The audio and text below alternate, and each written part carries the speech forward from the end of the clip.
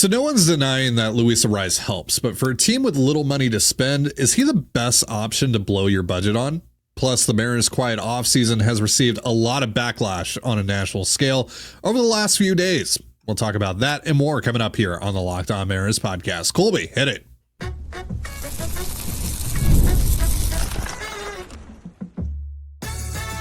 You are Locked On Mariners, your daily Seattle Mariners podcast. Part of the Locked On Podcast Network, your team every day.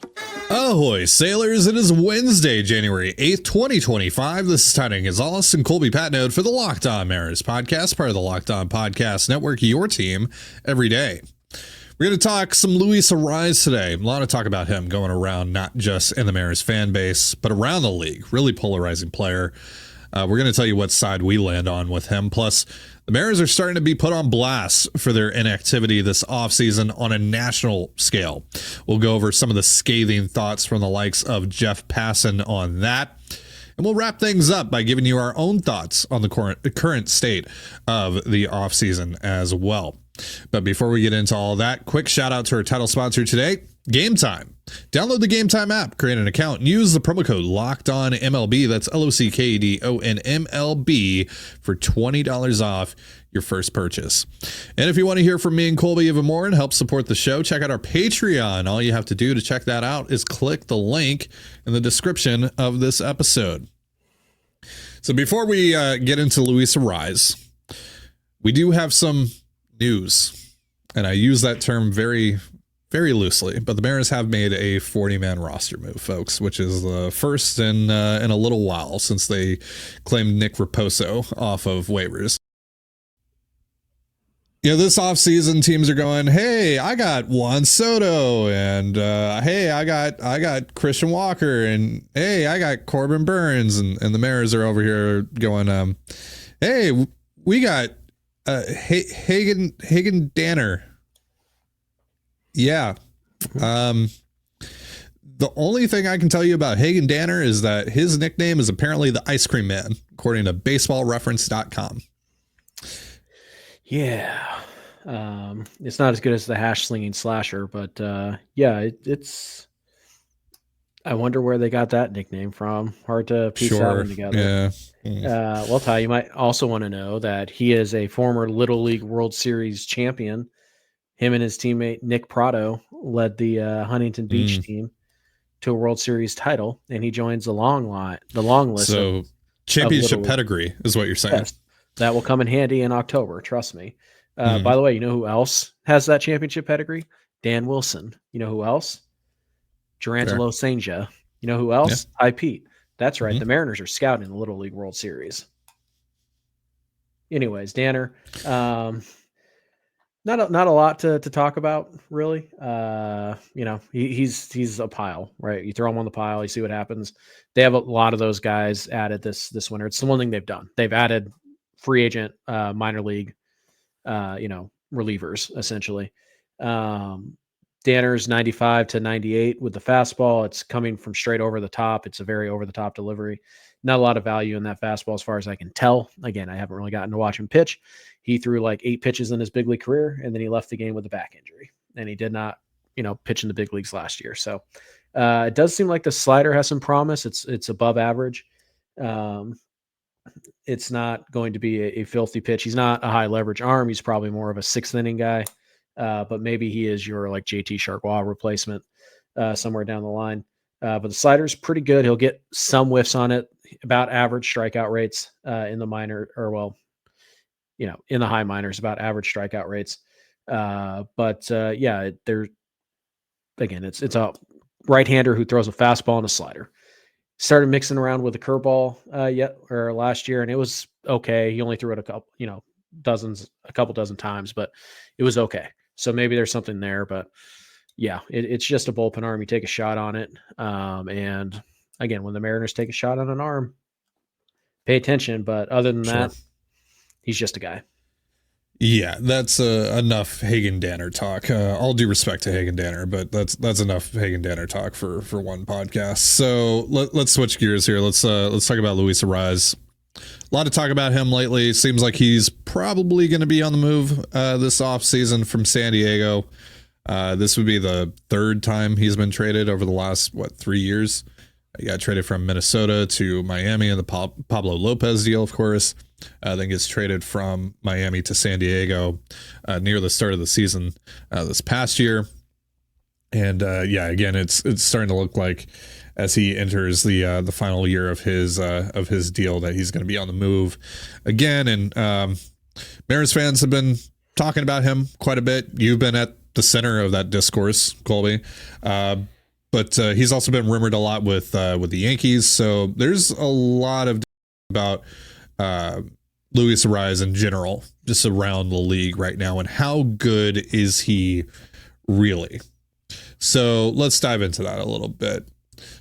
Luis Arraez hits a lot of singles, 161 singles this past year, 160 the year before. He does hit doubles as well. He is a singles merchant, but he does also hit some doubles and can hit the occasional home run, right? 32 doubles in 2024, 30 in 2023, 31 in 2022. He had 10 homers. That's a career high for him in 2023. And we all remember that 2023 season. He was hitting nearly 400. I mean, he actually was hitting 400 for a little while there at the start of the year. June.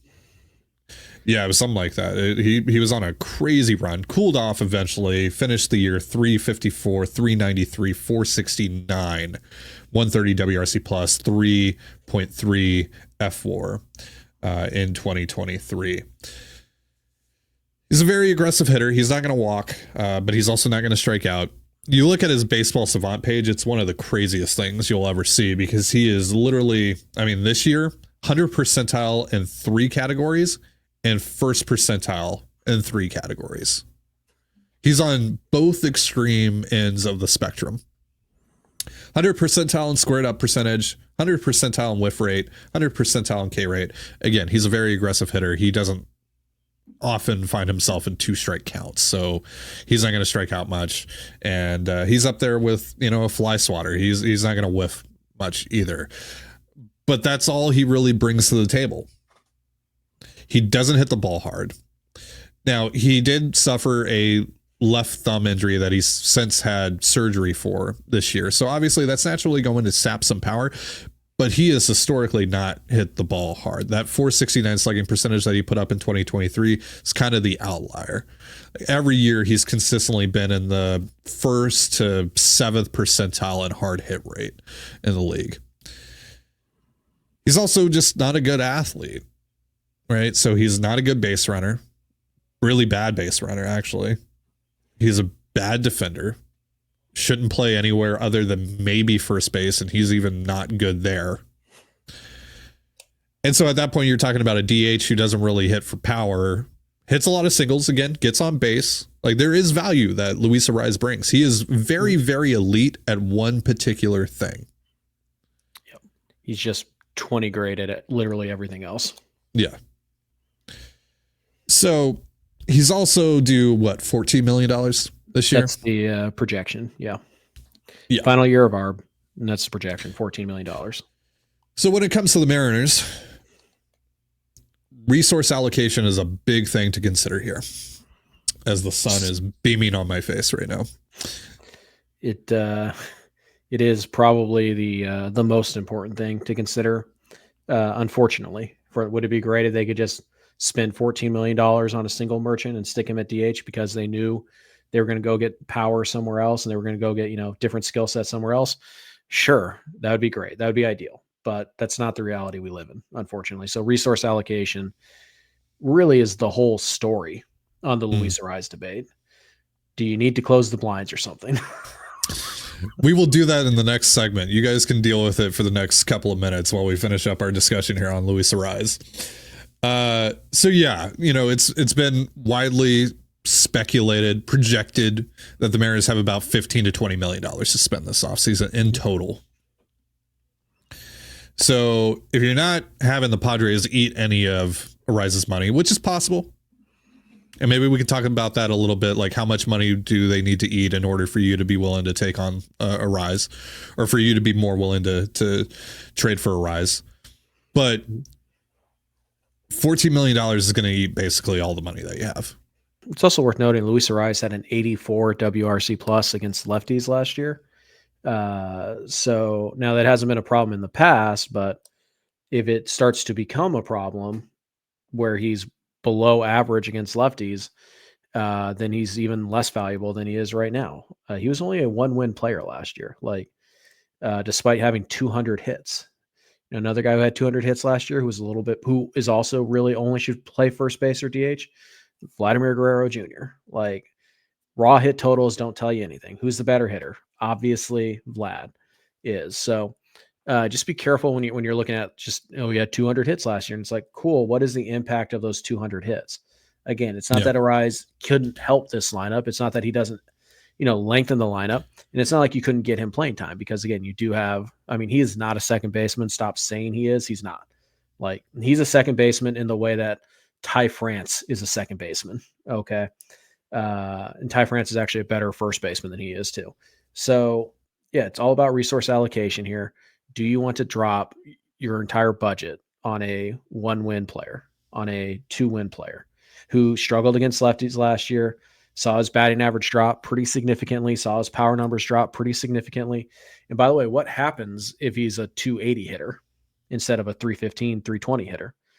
Well, he's not going to make up the walks. He's not going to walk to make up the on base. So it's possible that you could be acquiring a 280, 310 guy who doesn't slug, more than 370. And then you kind of have JP Crawford minus the base running and the defense. And it's like, is that the guy you want to drop your entire budget on? And by the way, not only that, you're giving up prospects to get him. You're not getting him for free. So, well, especially if they're eating some money, right? Right. So, again, before we wrap this up, because we are running out of time here, how much money would the Padres need to eat for you to be like, okay, I'm on board with that? Half. Okay. And then what's the best prospect you're giving up for them to eat half? If they're eating half? Yeah. Maybe a Michael Arroyo. I just don't think he's that valuable, and there's a reason why he gets getting traded over and over and over again. And he didn't get traded for a ton when he went from Miami to San Diego. There's a reason for that. Teams around the league look at this guy and they're like, yeah, he helps, but is he a difference maker? Does he take you from good to great? No, he doesn't. He's not that type of player. So again, could he help? Yes. Is he worth exploring at certain cost? Yes. Is he worth exploring for the Mariners at his current $14 million arbitration number? No, he's not. He's not. He doesn't help you that much. You'd be better off splitting that $14 million between a Jose Iglesias and, Paul DeYoung and, pick an outfielder and a reliever. You probably spread that $14 million around 3 different players and pick up a second baseman, maybe a 4th outfielder and a pretty good reliever for that money. And you'd be better off than just giving it all to Luis Arraez. Again, it's all about resource allocation. So we're going to switch things up. Talk a little bit about how the national media views the Mariners offseason so far and their inactivity thus far. But first, I'm going to go fix my drapes, and then I'm going to tell you about Rocket Money. Did Rocket Money help you find any subscriptions you forgot about or that you were paying for twice? That definitely happened to me. I had a few subscriptions that I didn't even realize I was still paying for, and Rocket Money made it so easy to track them all down. It's like having a personal assistant for your finances. Rocket Money is a personal finance app that helps find and cancel your unwanted subscriptions, monitors your spending, and helps lower your bills so you can grow your savings. It brings everything together in one place, whether it's subscriptions, your spending habits, or even the goals you want to hit this year. Rocket Money has over 5 million users and has saved a total of $500 million in canceled subscriptions, saving members up to $740 a year when using all the app's premium features. For me, one of the best features is the subscription tracker. I've used it to cancel services I wasn't using anymore, and I've already saved a ton. Plus, with their goals feature, I've been able to automatically set aside money for my future. No more stressing about budgeting every month. Cancel your unwanted subscriptions and reach your financial goals goals faster with Rocket Money. Go to rocketmoney.com/locked-on today. That's rocketmoney.com/locked-on. rocketmoney.com/LOCKEDON. Well, my blinds are fixed, and you're listening to the Locked On Mariners podcast. So, hey, stop me if you've heard this before. The Mariners haven't done anything this offseason. I mean, I guess, they picked up Hagen Danner off of waivers today. Woo. But, our disappointment, or the disappointment in general with the Mariners' lack of activity this offseason has gone beyond our little show here, the Mariners fan base. It's reached a national scale at this point, folks. Started with, or at least I believe it started with Robert Murray of Fansided a few days ago during his live stream. He shared his thoughts on the disappointment of this offseason for the Mariners. Jeff Passan wrote a few paragraphs the other day on ESPN about the disappointment of this offseason. Brad Doolittle of ESPN followed that up with his thoughts on the Mariners offseason. And it doesn't just stop there, but I did want to focus primarily on what Passan and Doolittle had to say, and then get your thoughts on this, Colby. So Passan said the Mariners, quote, are actively blowing one of the best opportunities in baseball. They have a historically good pitching rotation that is the envy of 29 other teams, and despite a payroll that is a full $80 million below the luxury tax threshold, they haven't spent a single dime this winter. Smart owners understand windows, and the Mariners are trying to thread the needle by transitioning from their current one into the next generation when a number of excellent homegrown bats join the lineup, which makes the opportunities right now optimal. Seattle is 2 bats away from being a genuinely dangerous team. Prices and years are dropping. Bregman would be perfect. Alonso would bring middle of the order juice. This should not be hard. That's not how it works in Seattle. The Mariners spent most of the winter seeing what they could get for one of their starters, Luis Castillo. Sooner rather than later, they could find themselves in the same position as the Chicago Cubs, where trading prospects is the only way to acquire top-flight talent, and that is painful for any organization that would love to see the fruits of its homegrown talent, not barter it. For all the urgency of Seattle's situation, the ownership group has shown zero inclination to be nimble and take advantage of market forces working in its favor. Maybe that changes, but the likelier outcome is the Mariners seek bargain contracts again and find themselves one more time victimized by self-inflicted half measures. Quite a shift in tone from the person who infamously said a couple years ago, Mariners fans are spoiled. Yeah, he's really championed the Mariners recently and really liked what they've done. And even when other people didn't get it, Heyman, Passan totally saw the vision and he was on it. So yeah, not necessarily like they lost an ally because he's a reporter. Like teams don't have reporters who are allies. They're not supposed to, at least. But yeah, it's well said. It's well reasoned. And I think, just in general, when, you wonder, like, as us as Mariner fans, like, we're so close to it. And you and I, we literally talk about this every day. Are they as close as we think? Are they, really, like, are we just too close to see anything? And then you look at these guys these national guys who have outside perspectives, and they're looking at the roster and they're going like, what are you doing? You have this, you have this, you have this. Like it is all laid out there, and you have done the job of the rebuild perfectly. You have this great pitching staff. You have homegrown stars in your lineup. You have support players. Go out there and do the thing that gets you over the top, like you told fans you were going to do 3-4 years ago when you started this thing. So, the fact that Passan is basically reiterating what we all think, and the fact that other national guys are speaking like we're speaking, it's just a good reminder that, like, not only does it suck because we're bored and, like, the Mariners need to do something and we want content, it sucks because the Seattle Mariners are, an aggressive offseason away from being one of the best teams in baseball. Yeah. And they just refuse to do it. And, I think, Passan correctly mostly points the finger here at the front office or at the ownership group.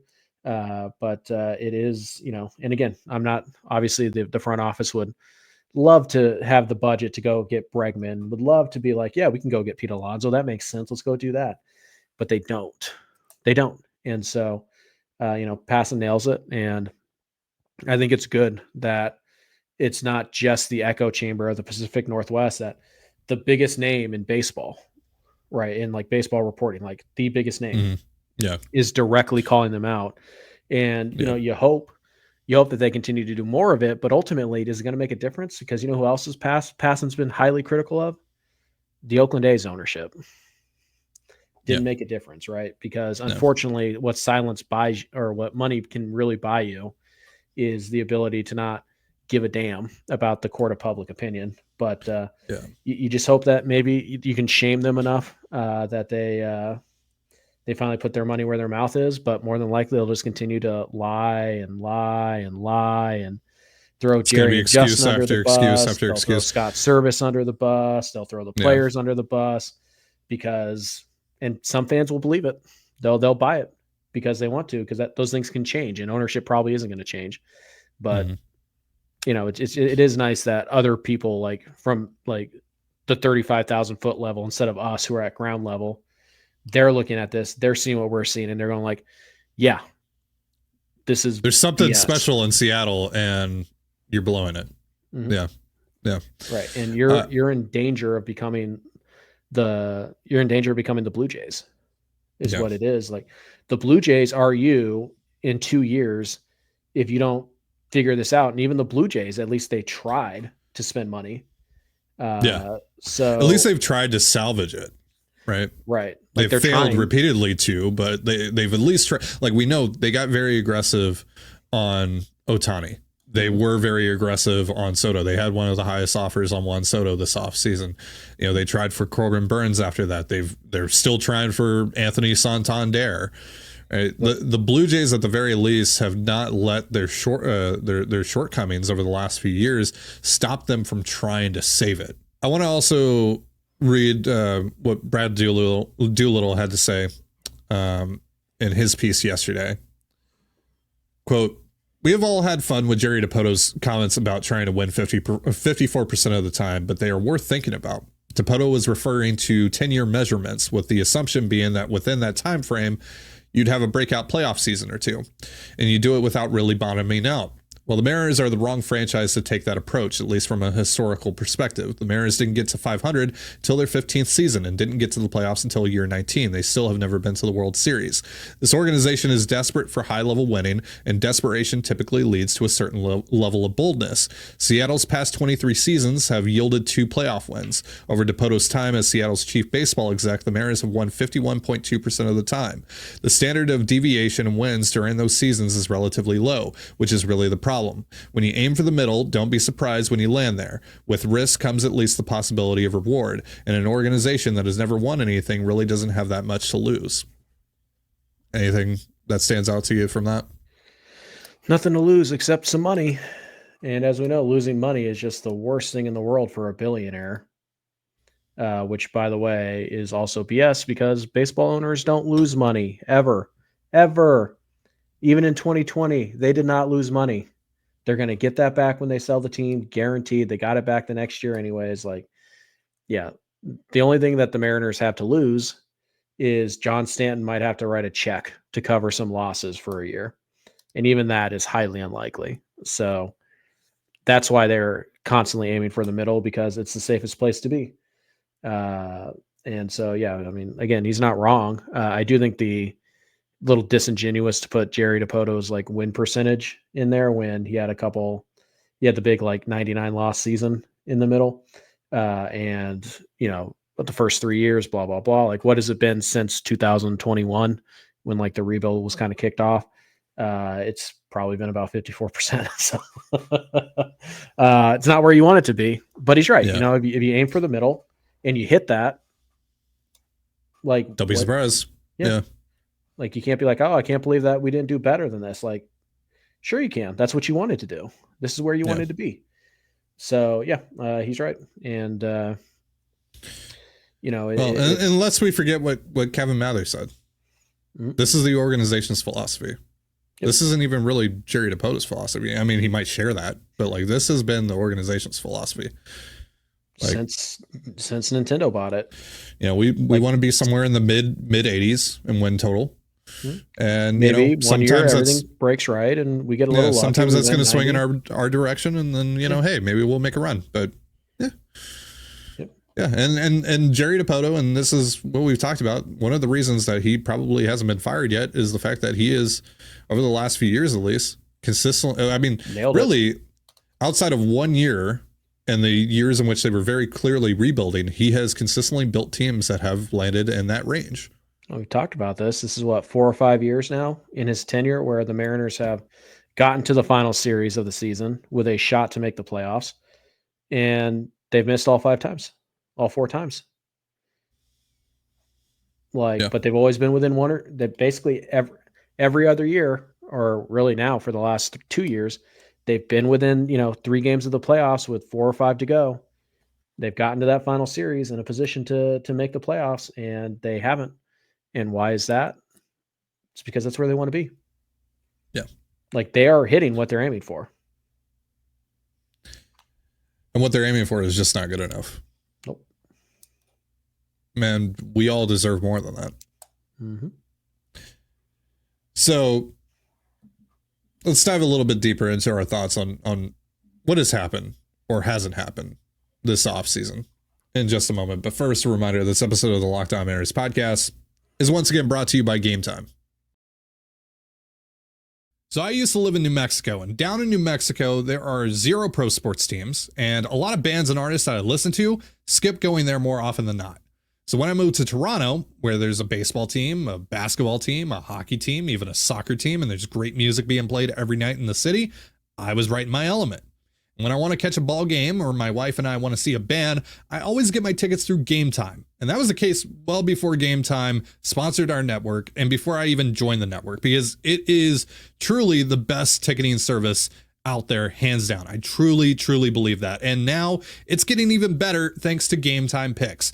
Gametime Picks filters out the fluff to show you only incredible deals on great seats, so you don't have to waste time searching through thousands of tickets. I can just go on the app, it'll show me the best deal right away, it'll show me the exact view I'll have, and most importantly, it'll tell me exactly what I'm going to pay with Gametime's all-in pricing, so there are no annoying little fees that pop up at the last second.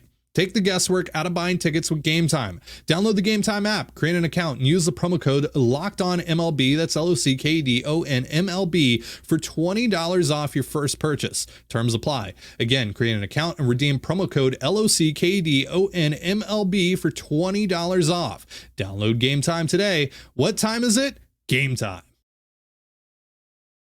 And you're listening to the Locked On Mariners podcast, so again, it's January 8th.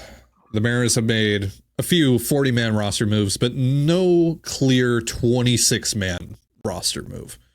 They haven't acquired a guy that I can go, yeah, that guy's going to be a part of the Major League roster for at least most of 2025. We know that it's not for a lack of trying. We've heard them in on quite a few players. We know that they've been trying to trade Luis Castillo and meet this very specific criteria that they're likely not going to meet.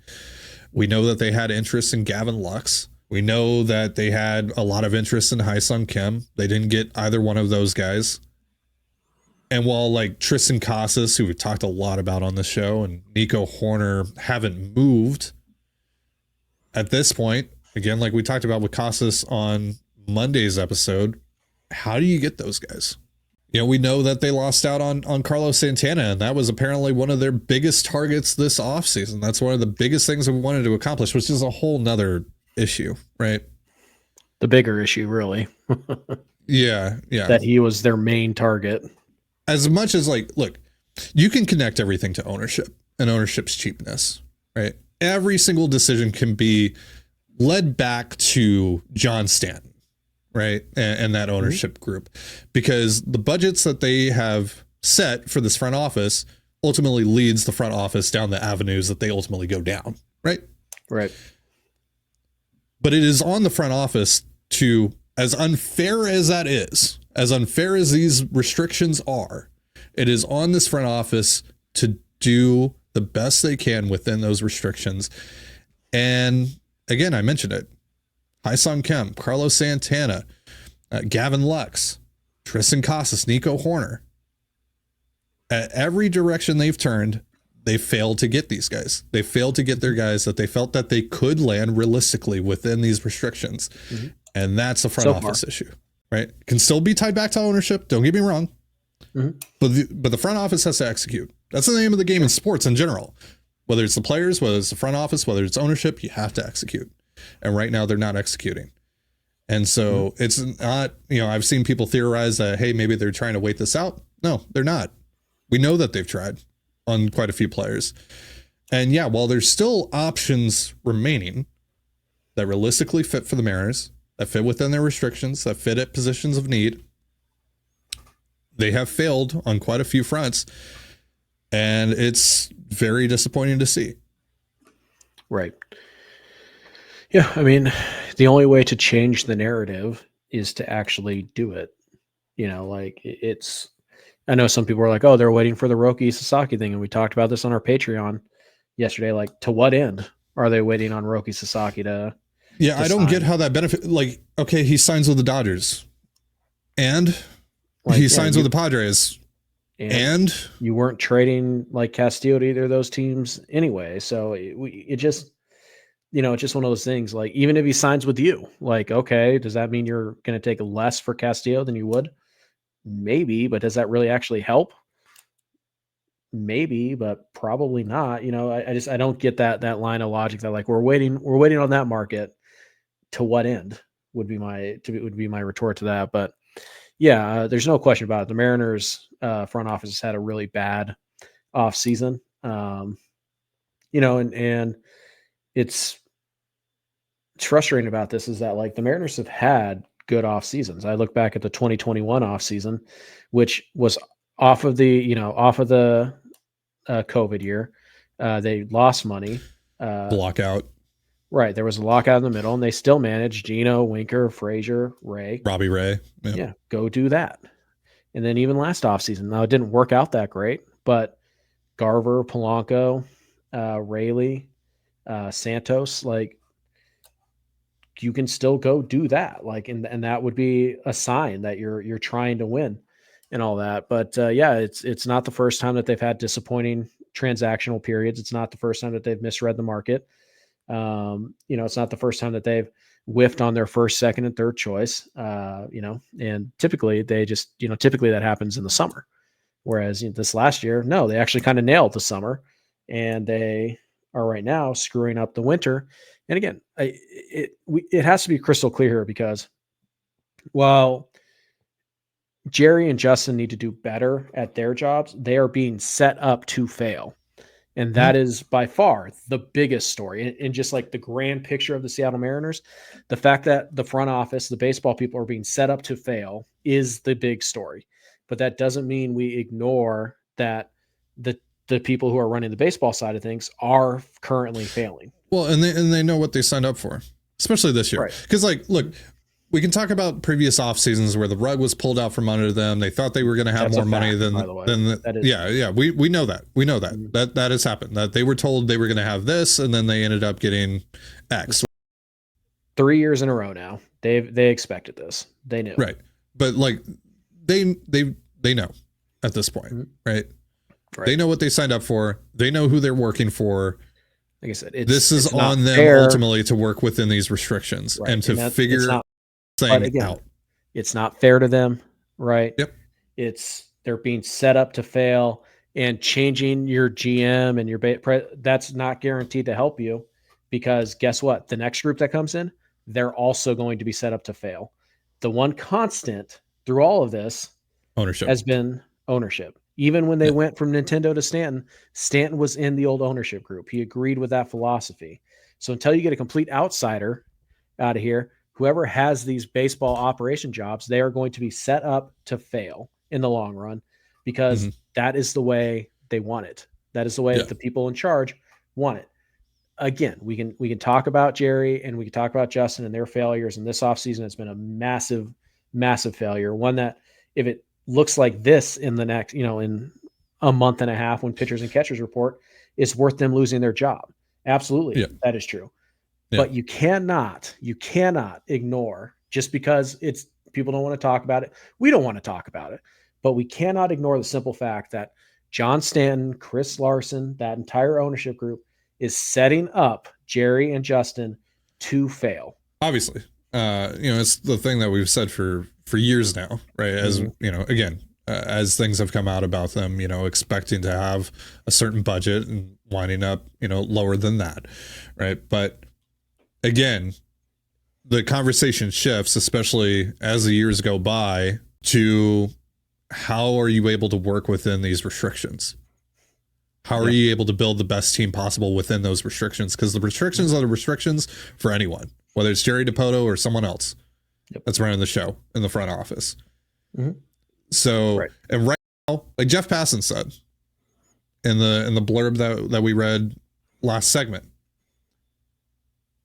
you got to start trading your prospects, right? Now, is that possible? Obviously, the market right now is more leaning towards major leaguer for major leaguer trades, but we have seen prospect for major leaguer trades. That still has existed to a certain degree this offseason. Still possible to make those deals happen, and you have arguably one of the best farm systems in baseball to trade from. Mm-hmm. And look, Gavin Lux, I know for a fact that they've really liked Gavin Lux for the last couple of years, and that they were talking to the Dodgers this offseason about Gavin Lux. He ends up going to a team that, frankly, on paper, doesn't really need Gavin Lux. Now, I know they're planning on turning him into like a utility player or something like that. I don't know, whatever. But the Reds ended up trading competitive balance round A selection and Mike Sirota, which I think the equivalent for the Mariners would be their comp round A pick that they got, which is a better pick than the one that the Dodgers received from the Reds by one slot, but still, and like Ty Pete. Yeah, sounds about right. Look, for 2 years of Gavin Lux, who may not be better than just a league average bat, it's pretty pricey. But the prices are the prices. But that's the price, yeah. The prices are the prices, and you have to get better. And if you don't have the money to spend to get better, and you don't have the major league pieces to make major leaguer for major leaguer trades happen where you still feel like you're ultimately better at the end of the day, this is your only avenue. Right. I said this on the Patreon show. You just need to get on the frickin' board. 26 man edition. Even if it's just like, here's Paul Sewald. Okay, cool. Great. You're on the board with someone that is definitively going to be a part of your 26-man roster for at least a good portion of 2025. Here's Donovan Solano. Here's, Jose Iglesias. These are guys. You just need to show that you're trying to get better. Like you are getting that you understand better. That you are not where you need to be. Are you getting marginally better? Probably. That's what we're looking at. Is that any sort of addition that they make at this point is probably just going to be a marginal upgrade. But at the very least, you're trying something. You're taking a shot on something. You don't want to be like it. The Mariners are trying to make like an impact move, and it's like, okay, cool. But while you're chasing that impact move, you're not getting better around the margins, and those things matter too. You have to have a comprehensive view of your off season. So, and again, like, all right, you're waiting for the Roki situation to clear up. Again, I asked to what end, but also, but also you can still do stuff before you find out about Roki. Like you don't have to wait on Roki to add, a mid-leverage reliever right now. You don't have to wait on Roki. You don't have to wait on Roki to give Ahmad Rosario $2.25 million. Yeah, that pissed me off today. Like that's basically a free shot on someone who is like a 280 probably better than Ryan Bliss now. Yeah. At the very least, gives you insurance that if you're wrong on Ryan Bliss. And if he's not better than Ryan Bliss, what did you lose? Nothing, because you could just DFA Rosario, or you could trade Rosario, or Rosario. And that's also a player, and that's also a player that we know they've had interest in. Right. So I don't, because right now, honestly, what it looks like, and this is the biggest indictment of the Mariners offseason, in my opinion, is it looks like they don't have a plan. Like they're just running around like chicken with their heads cut off. They don't have a plan. Well, and it looks like they're basically pushing all their chips in on the market is going to fall specifically this way. Mm-hmm. And we're going to be able to take advantage of it in this way, and this way, and this way. Once that happens. Right. They're trying to Doctor Strange the thing. There's 4 million, blah, blah, blah, 14 and we've million. we've seen the one outcome. Right. Yeah. In which we win. And that's what we're going to shoot for. And it's like, so you're delusional is what you're telling me. You're not. And that also tells me you're not trying to win. You're not. If you have one path to winning this offseason or whatever, you're terrible at your jobs and you should be fired. So that's going to do it for our show. Thank you so much for joining us here on the Locked On Mariners podcast. For Colby Patnode, I'm Titan Gonzalez. Be sure to give us a follow on Twitter at LO_Mariners. You can follow me at Titan Gonzalez and Colby at CPAT11. That's CPAT11. We're also on Blue Sky. You can follow me at TDG, Colby at MLB Colby, and the show at Locked On Mariners. Have yourself a beautiful baseball day, and we'll see you next time. Peace.